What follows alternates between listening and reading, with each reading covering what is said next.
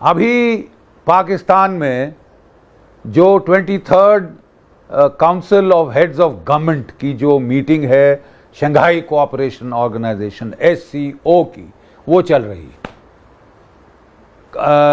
Rules के मुताबिक हमारे प्रधानमंत्री जी को जाना था इसके लिए, लेकिन क्योंकि ये पाकिस्तान में हो रही है, क्वाइट ऑब्वियसली उन्होंने साफ मना कर दिया और हमारे जो फॉरेन मिनिस्टर हैं जयशंकर साहब, वो वहाँ गए हैं।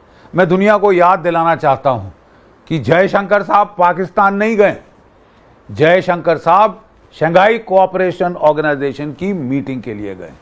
अगर ये मीटिंग होती ना होती तो कोई वजह नहीं थी कि भारत के विदेश मंत्री पाकिस्तान जाएं या किसी तरह की पाकिस्तान से बातचीत करें। हमने पाकिस्तान को बिल्कुल क्रिस्टल क्लियर कर दिया है कि साहब, do not go together, terrorism and trade do not go together. कि भारत अगली लड़ाई के लिए वेट नहीं कर सकते साहब कि बहुत समय है, हम तो लड़ेंगे कहाँ, इतने चतुर लोग हैं, हम पाकिस्तान से भी दोस्ती करेंगे, चीन से भी दोस्ती करेंगे।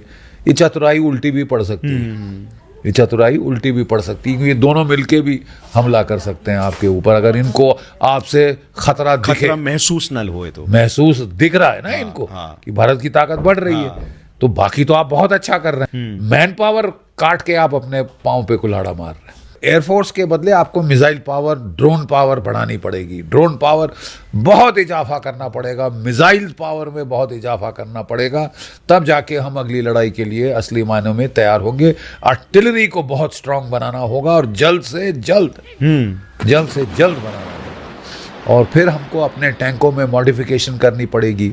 अब आप देखें, जो भी रूस के, इजराइल के टैंक हैं, उनके ऊपर एक छोटी सी छत लगी हुई है ताकि जो बाई एयर जो मिसाइल ऊपर से आते हैं उनको रोक सके। ओके, तो वो अब हमको ये जल्द से जल्द करना पड़ेगा। अगली लड़ाई के लिए वेट नहीं कर सकते साहब कि बहुत समय है, हम तो लड़ेंगे कहाँ। एक सीख सर, जैसे रशिया यूक्रेन वॉर से हमें सीखने मिल सकता है इंडिया के पर्सपेक्टिव से, तो यूक्रेन से क्या सीख मिल सकता है उसके? नंबर 1, मैन पावर को डाइल्यूट मत करें without beyond a certain point, number 1। Number 2, artillery को, जब मैं फौज में था, मिलिट्री ऑपरेशन डायरेक्टरेट में, मैं बात कर रहा हूँ सन 1999-2000 की, तब हमने एक प्लान बनाया था मीडियमाइजेशन ऑफ दी आर्टिलरी, कि सारी तोपें हम जो अपनी तोपखाने में है 155 मिलीमीटर कैलिबर पे स्टैंडर्डाइज कर देंगे। आज तक नहीं हुआ है। अब हमको इसकी स्पीड बढ़ानी पड़ेगी, मिसाइल्स बढ़ाने पड़ेंगे। हमने देखा है कि एयरफोर्स रूस की बातचीत नहीं हो सकती। ये हमारे प्रधानमंत्री जी ने काफी देर पहले पाकिस्तान को क्रिस्टल क्लियर साफ कर दिया है कि अगर आप समझते हो कि आप दखल अंदाजी करोगे जम्मू कश्मीर में, हमको जिलाने की कोशिश करोगे साउथ ऑफ द पीर पंजाल्स, हमारी इलेक्शंस के अंदर जो है कुछ दखल अंदाजी करने की कोशिश करोगे, तो आप नहीं कर सकते, ना कर पाए हो। और आप सोच रहे हो कि आप भेज के, हथियार भेज के हमारे बच्चों को वहाँ कंट्रोल ज़ॉम्बी बना दोगे, जो आपके इशारों पे नाचें, कठपुतली आपकी बन जाएं, तो फिर साहब आपको कीमत भी देनी पड़ेगी। They will be consequences for your actions. आपकी होछी हरकतों के लिए यू विल हैव टू पे अ ब्लडी प्राइस। और वो प्राइस है कि साहब आपसे बातचीत तो नहीं होगी। और प्राइस तो साहब कुदरत पाकिस्तान से ले रही है, फ्लड्स हो रहे हैं, हर किस्म के भूकंप वहाँ आ रहे हैं। सबसे बड़ा भूकंप है इकोनॉमिक भूचाल, ये आज पाकिस्तान को झेलना पड़ा है। और साहब देखो, रस्सी जल गई, ऐंठ नहीं गई। जरा अकड़ तो देखो साहब इस मुल्क की। ये बांग्लादेश में कू करा रहा है। बांग्लादेश जिसकी इकोनॉमी सन 2015 में इसकी इकोनॉमी से आगे बढ़ गई थी, और उसकी तो पर कैपिटा GDP इनकम तो 2021 में भारत से भी आगे हो गया था, हसीना वाजेद के नीचे। वो रेडीमेड गारमेंट्स का एक्सपोर्ट करके बहुत पैसे कमा रहे थे, समृद्धि आ गई थी। अनफॉर्चुनेटली कोविड आया, कोविड से उनकी ये जो रेडीमेड गारमेंट इंडस्ट्री हिट हुई, वहाँ पे जॉब्स की किल्लत पड़ी, लोगों में थोड़ी बहुत जब वो लोग विचलित हुए तो कूद पड़ी ISI। अरे हम तुम्हें जिहादी उन्माद सिखाएंगे, हम तुम्हें जिहादी गदर के नज़ारे दिखाएंगे। किसको इकोनॉमी चाहिए अच्छी? 2 रोज की रोटी ना मिले क्या फर्क पड़ता है? जिहादी उन्माद होना चाहिए, गदर होना। खास नहीं कर पाई, राइट। क्योंकि एयर जो डिफेंस इतना स्ट्रांग हो गया है कि वो तो अपने बॉर्डर के इस साइड से रह के फायर करना पड़ता है। तो जब एयरफोर्स के बदले आपको मिसाइल पावर, ड्रोन पावर बढ़ानी पड़ेगी, ड्रोन पावर बहुत इजाफा करना पड़ेगा, मिसाइल पावर में बहुत इजाफा करना पड़ेगा, ओके, तो वो अब हमको ये जल्द से जल्द करना पड़ेगा।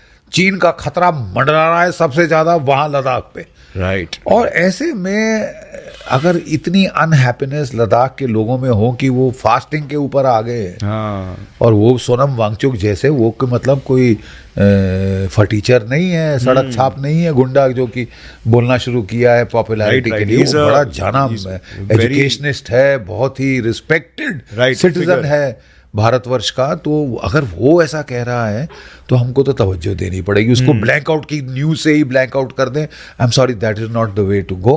What is the problem? Let us address it, let us face it before the Chinese start taking advantage. Exactly, and it can turn into a national security threat as well. Then it will become a problem. Right. So this is a border region and we have to be very sensitive to what the people are saying and feeling. आप की तरफ से आप कह रहे हो हमने तो बहुत दिया है साहब, तो ये तो मांगते ही जा रहे, नहीं मांगते, नहीं, कुछ उनकी जरूरतें हैं तो वो कह रहे हैं, and they are fully cooperative, and they are, वो कह रहे हैं कि हमने कोई पत्थर नहीं फेंके, कुछ नहीं किया, हम तो खुद उपवास कर रहे हैं। वो इतने -16 डिग्री में बैठ के बेचारे रात बाहर रह के वो उपवास कर रहे हैं। तो Y let this problem फेस्टर?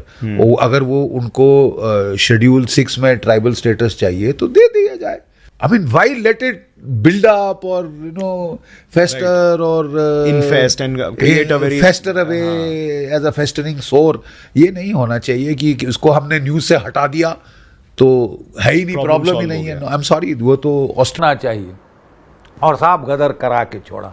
CIA ने मिलकर पाकिस्तान की ISI के साथ जमायत इस्लामी का बखूबी फ़ायदा उठाया। वहाँ पे सारी स्टूडेंट यूनियन इन्फिल्ट्रेट करी, तख्ता पलट कर दिया साहब। और आज नाच रहे हैं, कूद रहे हैं कि साहब हमने तो 71 की लड़ाई का सारे नतीजे उलट कर दिए। अरे साहब बहुत देखते हैं क्या, आपने उलट किए नतीजे, आपको कीमत भी चुकानी पड़ेगी। आप समझते हैं कि आप दुनिया भर में गदर करो, भारत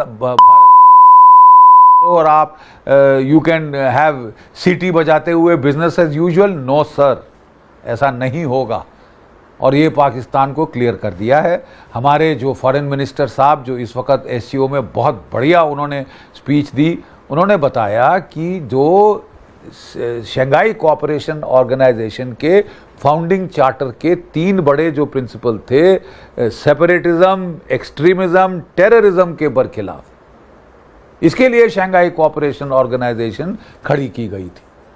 उन्होंने साफ कहा कि साहब अगर आप टेररिज्म को बढ़ावा देंगे जैसे पाकिस्तान दे रहा है तो फिर ट्रेड नहीं होगा साहब, फिर टॉक्स नहीं होंगी साहब, फिर पीपल के फ्लोज बंद हो जाएंगे, मनी फ्लोज बंद हो जाएंगे, जो भी ट्रेड फ्लोज हैं। अस्सलाम वालेकुम दोस्तों, पाकिस्तान में SCO कॉन्फ्रेंस इतनी कामयाब हुई है कि भारत का रोना धोना खत्म ही नहीं हो रहा। और देखिए कि अब जनरल बख्शी को पाकिस्तान और चाइना के बॉन्ड से ऐसा लगने लग गया है, अगर चाइना हमला करता है तो पाकिस्तान भी हमला करेगा। दोस्तों एक सीक्रेट ट्रेटरी भी सामने आ रही है जो पाकिस्तान और चाइना के दरमियान बहुत ही टाइम से हो रखी है। ये भी कहा जा रहा है कि कारगिल के बाद पाकिस्तान ने चाइना से एक सीक्रेट ट्रेटरी की है, जिसकी वजह से अब ये है कि चाइना पर हमला होगा तो पाकिस्तान उसका साथ देगा, पाकिस्तान पर होगा तो चाइना साथ देगा। दोस्तों कुछ टाइम से भारत ने भी ये कहना शुरू कर दिया है कि उन्हें अब कभी भी एक फ्रंट से लड़ना नहीं पड़ेगा, बल्कि 2.5 फ्रंट से लड़ना पड़ेगा। तो अब तो ये दोस्तों 3.5 फ्रंट बन चुके हैं भारत के खिलाफ। अगर कोई एक मुल्क भी हमला करता है, पाकिस्तान, चाइना और बांग्लादेश, ये तीनों भारत पर हमला करके अपने अपने इलाके वापस ले सकते हैं। पाकिस्तान के जो Indian occupied Jammu and Kashmir और लद्दाख है, और दोस्तों चाइना अरुणाचल प्रदेश पर, नेपाल, लिम्पियादोड़ा, लेपोलेक और कालापानी पर, और इसके अलावा बांग्लादेश हमला करने वाला है चिकन नेक पर, नॉर्थ ईस्ट 7 सिस्टर स्टेट पर, और वेस्ट बंगाल जो इंडिया का बंगाल है उस पर। ये सारे ममालिक अपने अपने इलाके लेकर बैठ जाएंगे। पाकिस्तान जूनागढ़ पर भी बात कर रहा है और पाकिस्तान हैदराबाद की भी बात कर रहा है, क्योंकि ये इलाके भी पाकिस्तान के थे जो इंडिया ने मिलिट्री भेजकर फतह किए थे। अब ये माना जा रहा है कि ये पाकिस्तान ने ऑक्युपाइड टेरिटरी में शामिल कर दिया और पाकिस्तान इन्हें वापस लेने की बातें कर रहा है। इसीलिए अब इन्हें ये समझ आना शुरू हो गया है कि ये लोग फंस गए हैं। जहाँ तक मिलिट्री की बात है तो दोस्तों भारतीय भारतीय मिलिट्री बहुत ही पीछे है, ना ही उनके पास जदीद किस्म के ड्रोन है। पाकिस्तान ने चाइना और तुर्की से बहुत बड़े जदीद ड्रोनों का बेड़ा इकट्ठा कर लिया है। और जहां तक बात है टैंक और मिलिट्री की, तो दोस्तों